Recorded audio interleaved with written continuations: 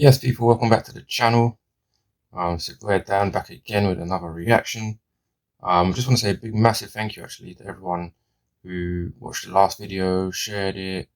Yeah, got a lot of views, man. 4.8k views in 13 days. So I'm loving that. 100% glad everyone liked the video. Here with another reaction today. We'll be watching Surah Yaseen. Also, I want to say thank you to all the new subscribers. I can't believe it, man. Like, had a lot of new subscribers. Subscriber count is now on 969, so only 31 subscribers more to go. That magical 1000 subscriber mark, and I can finally monetize my channel after all this time. How many years? 2 years? Not 2 years, like a year and a bit. But yeah, man, it'd be great to hit that 1000 subscriber mark and finally monetize my channel, finally start making a bit of income from my channel. And yeah, man, so the channel can move onwards and upwards, you know. But yeah, today we're reacting to Surah Yaseen.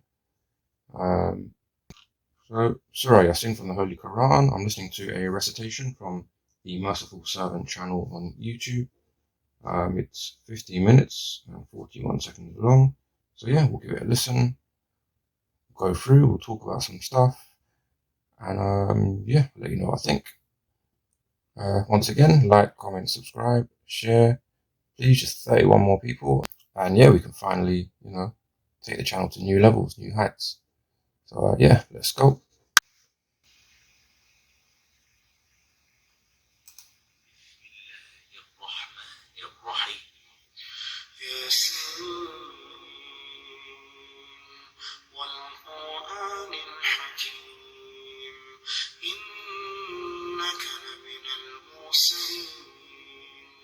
على صراط مستقيم تنزيل العزيز الرحيم لتنذر قوما ما أنذر آباؤهم فهم غافلون لقد حق القول على أكثرهم فهم لا يؤمنون جعلنا في أعناقهم أغلالا فهي إلى الأذقان فهم مقمحون وجعلنا من بين أيديهم سدا ومن خلفهم سدا فأغشيناهم فهم لا يبصرون وسواء عليهم أأنذرتهم أم لم تنذرهم لا يؤمنون إنما تنذر من اتبع الذكر وخشي الرحمن بالغيب فبشره بمغفرة وأجر كريم إنا نحن نحيي الموتى ونكتب ما قدموا وآثارهم وكل شيء أحصيناه في إمام مبين واضرب لهم مثلا أصحاب القرية إذ جاءها المرسلون إذ أرسلنا إليهم اثنين فكذبوهما فعززنا بثالث فقالوا إنا إليكم مرسلون قالوا ما أنتم إلا بشر مثلنا وما أنزل الرحمن من شيء إن أنتم إلا تكذبون قالوا ربنا يعلم إنا إليكم لمرسلون وما علينا إلا البلاغ المبين قالوا إنا تطيرنا بكم لئن لم تنتهوا لنرجمنكم وليمسنكم منا عذاب أليم قالوا طائركم معكم وإن ذكرتم بل أنتم قوم مسرفون وجاء من أقصى المدينة رجل يسعى قال يا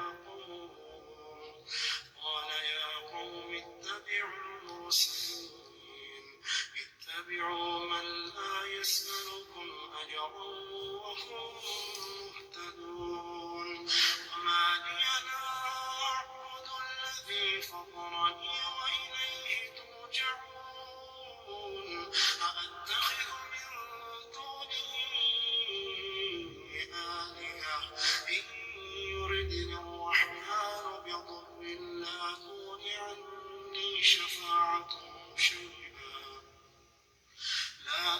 عني شفاعتهم شيئا ولا ينقذون إني إذا لفي ضلال مبين إني آمنت بربكم فاسمعون قيل ادخل الجنة قال يا ليت قومي يعلمون بما غفر لي ربي وجعلني من المكرمين. That's interesting. So they killed one of Allah's messengers there. It's interesting what he said actually. It's similar to what Jesus said. He said, Jesus on the cross said, forgive them, Father, for they know not what they do. So saying, forgive them, they don't know the real life, the real truth, the real, spiritual world, the astral world beyond this physical life, which is basically what, people see. It's basically taught as to be seen as an illusion of some sort. Not an illusion, but it's not the real life, as also Islam teaches. And this messenger, as he was killed as well, he said, but they killed him. Then he was told, enter paradise. He said, if only my people knew of how my Lord has forgiven me and placed me among the honoured. So, if only they knew what they were doing. Yes, they've killed me from the physical life, but, where I am now is a place beyond this life that we see. An honoured place.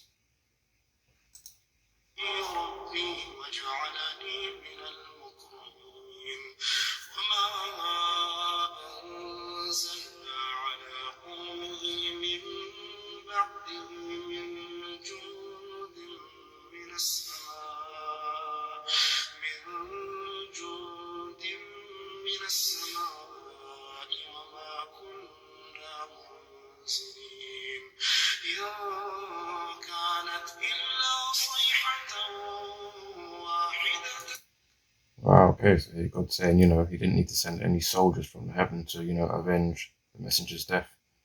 It was one shout, and immediately they were extinguished. Okay.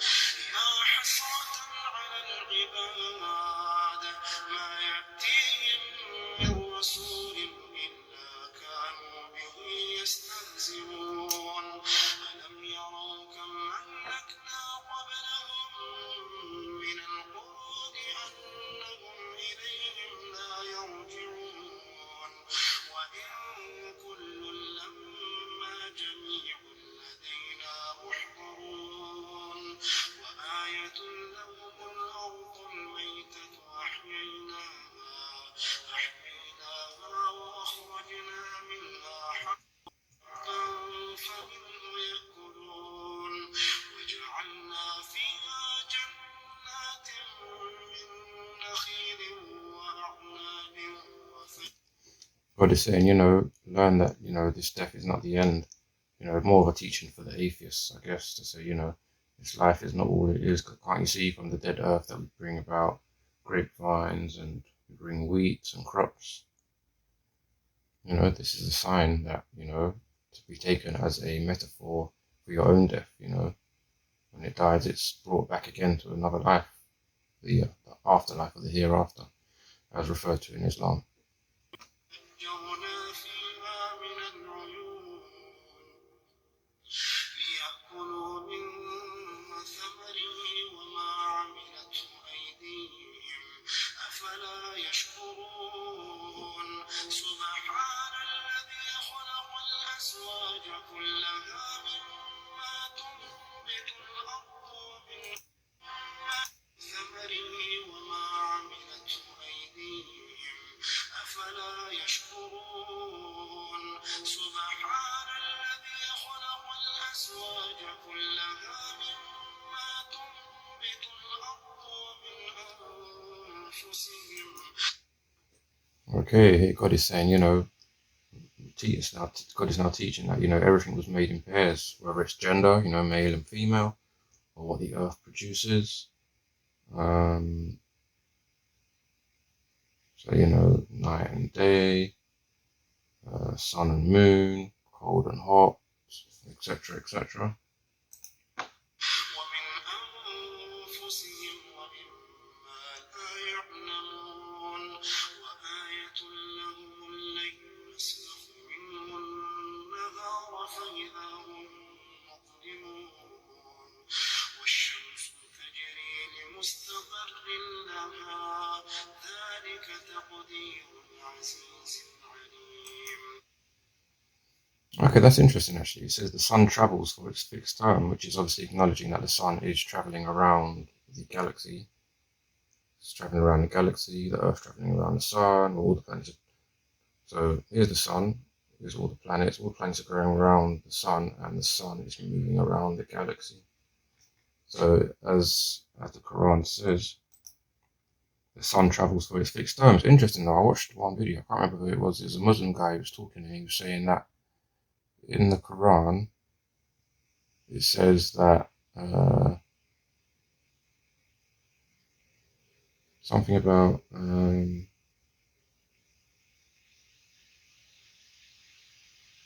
he said something about the earth it's not explicitly written in the Quran that the earth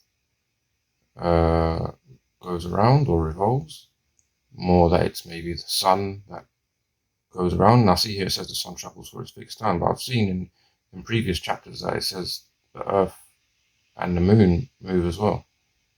So yeah, I can't remember who it was now who said that, but he was definitely saying some kind of argument that the Quran doesn't explicitly say that the earth moves around the sun. Maybe it's just that the sun moves. I don't know if this is evidence really, the fact that it says the sun travels for its fixed time. Yeah, I'm not sure. I'll try and find that video.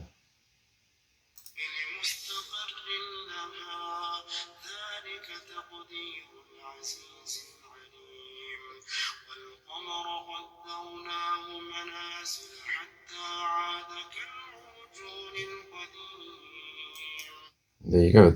The moon we have.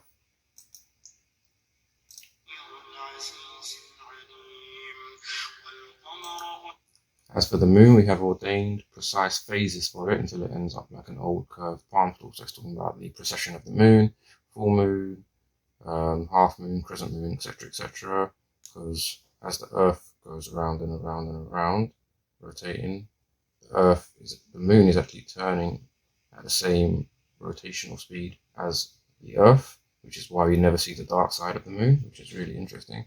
And obviously, it's talking about the different reflection of the sun that we get with different moon phases, because obviously the sun's placement in rotation to the moon gives either a half moon or a full moon or crescent moon, etc., etc., or what they call a curved palm stalk shape.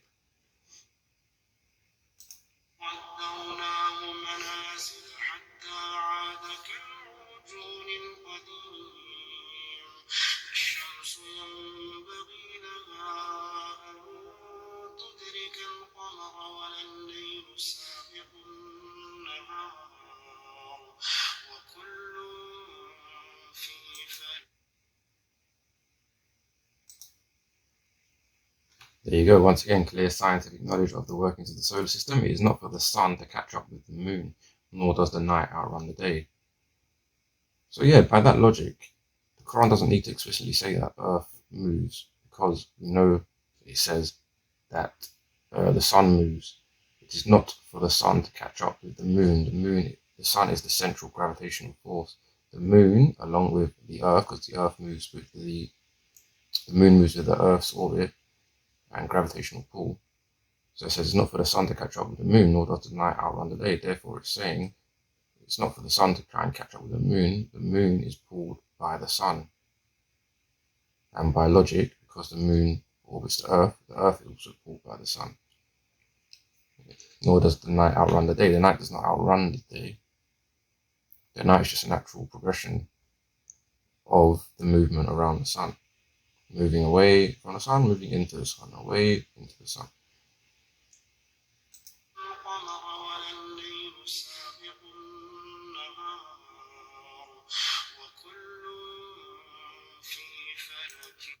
Each is traveling in an orbit of its own. The sun has its orbit, the moon has its orbit, the Earth has its orbit, as the moon is a satellite of the Earth. Yes, I'm not sure why that video I found with that guy talking about how the Earth, it's not explicitly saying that the Earth moves in the Quran, but the sun, it explicitly says the sun and the moon moves, but by pure deduction, if the sun moves, by pure deduction, if the moon is moving, then the Earth would have to move, because the moon is a satellite of the Earth. I'm not sure. Let me know what you guys think about that anyway.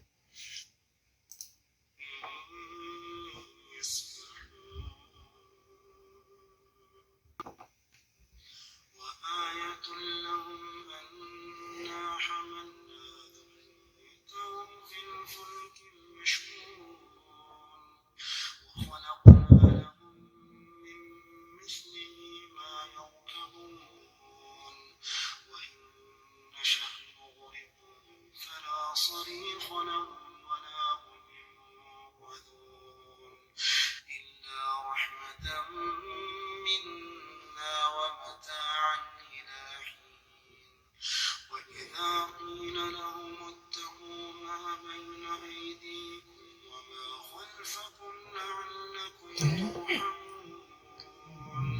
وما تأتيهم من آية من آيات ربهم إلا كانوا عنها معرضين وإذا قيل لهم أنفقوا مما رزقكم الله قال الذين كفروا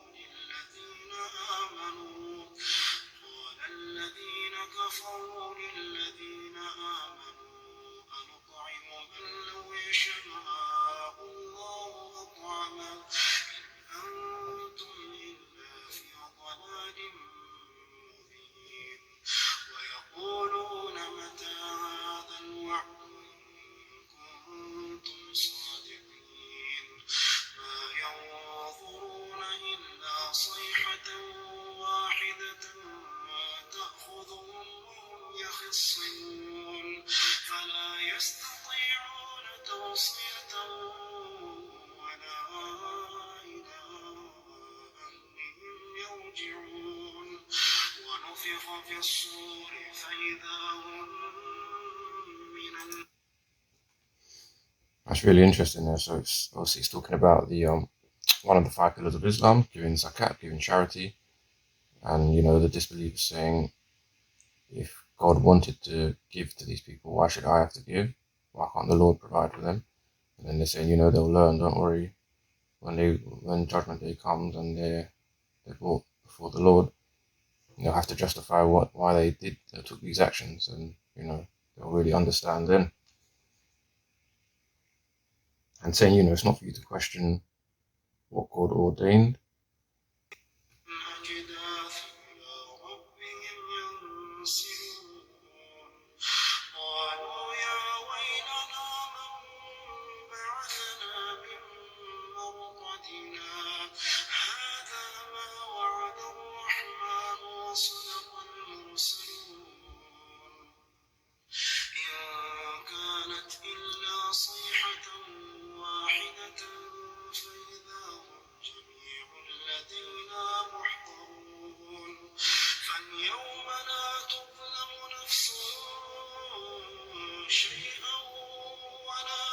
تجزون إلا ما كنتم تعملون إن أصحاب الجنة اليوم في شغل فاكهون وأزواجهم في ظلال على الأرائك متكئون لهم فيها فاكهة ولهم ما يدعون سلام قولا من رب رحيم وامتازوا اليوم أيها المجرمون وامتازوا اليوم أيها المجرمون ألم أعهد إليكم يا بني آدم ألا تعبدوا الشيطان إنه لكم عدو مبين وأن اعبدوني هذا صراط مستقيم ولقد أضل منكم جبلا كثيرا أفلم تكونوا تعقلون هذه جهنم التي كنتم توعدون اصلوها اليوم بما كنتم تكفرون اليوم نختم على أفواههم وتكلمنا أيديهم وتشهد أرجلهم بما كانوا يكسبون ولو نشاء لطمسنا على أعينهم فاستبقوا الصراط فأنى يبصرون ولو نشاء لمسخناهم على مكانتهم فما استطاعوا مضيا ولا يرجعون ومن نعمره ننكسه في الخلق أفلا يعقلون وما علمناه الشعر وما ينبغي له إن هو إلا ذكر وقرآن مبين لينذر من كان حيا ويحق القول على الكافرين أولم يروا أنا خلقنا لهم مما عملت أيدينا أنعاما فهم لها مالكون وذللناها لهم فمنها ركوبهم ومنها يأكلون ولهم فيها منافع ومشارب أفلا يشكرون واتخذوا من دون الله آلهة لعلهم ينصرون لا يستطيعون نصرهم وهم لهم جند محضرون فلا يحزنك قولهم إنا نعلم ما يسرون وما يعلنون أولم يرى الإنسان أنا خلقناه من نطفة أولم يرى الإنسان أنا خلقناه من نطفة فإذا هو خصيم مبين وضرب لنا مثلا ونسي خلقه قال من يحيي العظام وهي رميم قل يحييها الذي أنشأها أول مرة وهو بكل خلق عليم الذي جعل لكم من الشجر الأخضر نارا فإذا أنتم منه توقدون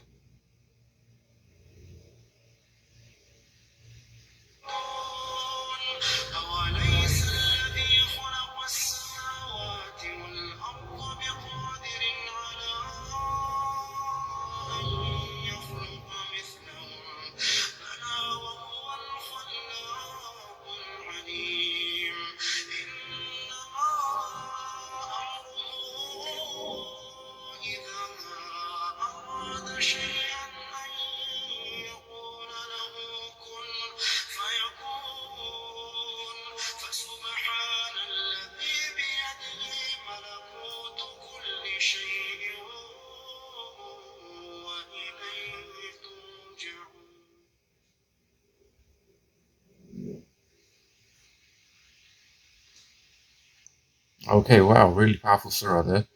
Surah Yaseen, giving obviously clear evidence of the workings of the universe and solar system once again.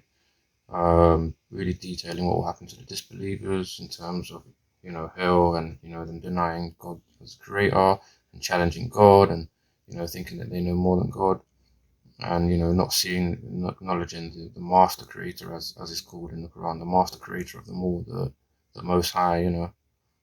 Um, always had an issue with that phrase, the most high, because it came from Abrahamic times when obviously they believed in multiple gods.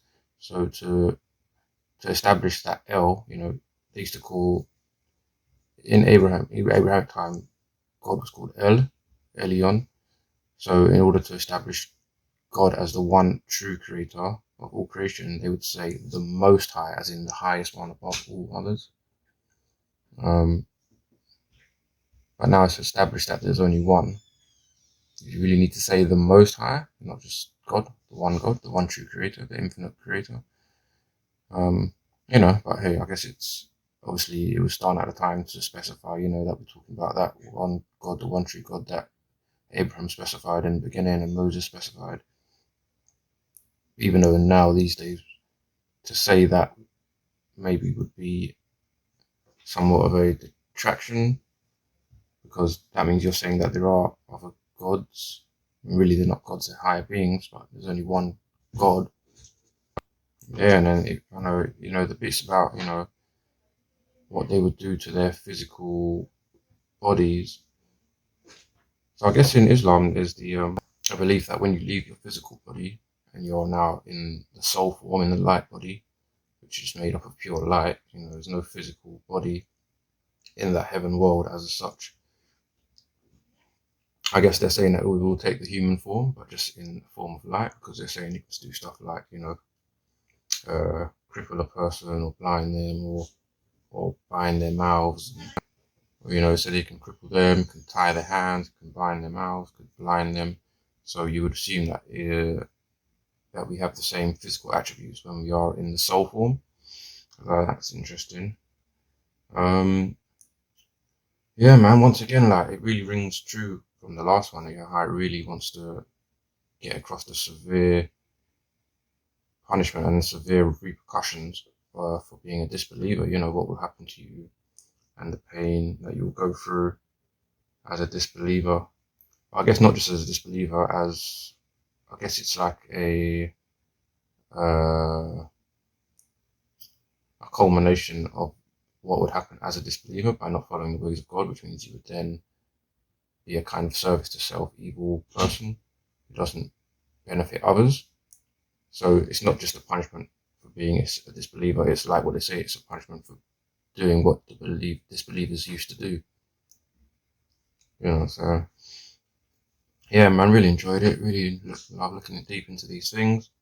Um, but yeah, join me again for another one, please. This is a commonly recommended surah, so recommend some more. It's really good, really detailed. I like the science. I like the stuff about the afterlife, the soul, the relation between mind, body, and soul. It really intrigues me.